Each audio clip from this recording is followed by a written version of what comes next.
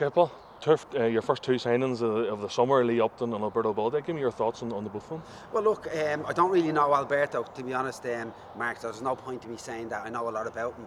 But from speaking to Neil and Trevor and Peter and Simon, they've all seen him, and he seems like he's a good player. I've seen a couple of clips there from him when he was playing for Middlesbrough against United, and then again recently with Dominican Republic. So it's but like by the sounds of it, he was a good player when he was here.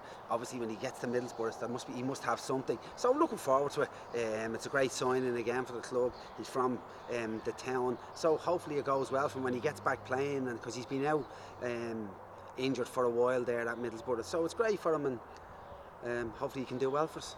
Lee Upton as well, you've seen him playing against us for the Anna in the playoff games, and he must have impressed you in them two Well, games. I think when you're looking at Lee, probably wasn't the only one that wanted to sign him, I don't think. So it just shows that we weren't far behind in terms of picking a player, because he looked like, to me, as a centre back, he's strong, he's aggressive, he's good in the air, and hopefully he'll be good for us and we can be good for him and maybe help him along and improve him again, Mark. You know, I think he was here, I didn't even know he was here prior to that until the lads were saying it to me, and he's still only young as well. I mean, 20 years of age, he's well built and all, so I think he'd be a good signing for the club.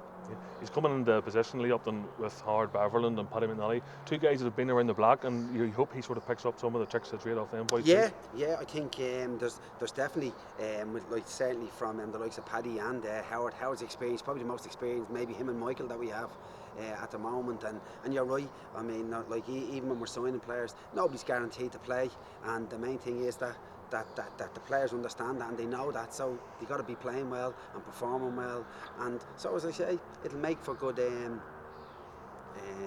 what's the word I'm looking for? Good competition is right for the for all of them, you know, and that's what you want. I think if you're looking to do anything, okay, I'm not going to say we're going to win the league, but the thing for us is that we can try and improve on where we were last year. That's when we don't want to be down there. We want to try and get up there, and the only way you can do it, Mark, is to have competition. Hopefully we can get a few more signs. I know people are probably looking and saying, God, he's after letting a lot of players go. We haven't signed anybody, but the thing is, you got to try and get players that if you can get as much information about them, and you don't want to be just signing them on maybe looking at a clip here or a clip there. We've a few coming in to train us, and you know, so hopefully that we can get a couple more out of that. Yeah. It's a summer, there's no games, but is it just as busy or even busier for you? Seems like I have never been away. The only difference is it's usually up there, it's down here. But it's good. I mean, it's good to be getting back.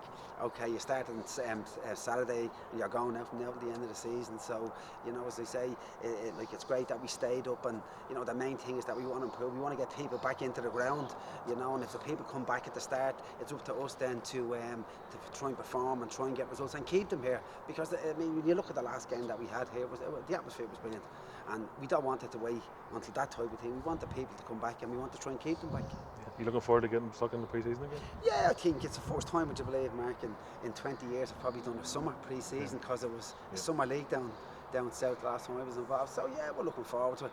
You know, I think you never know, you come back and you hope that you avoid injuries through pre-season. That does be the thing that you have to be careful about, you know, whether it's training or playing games.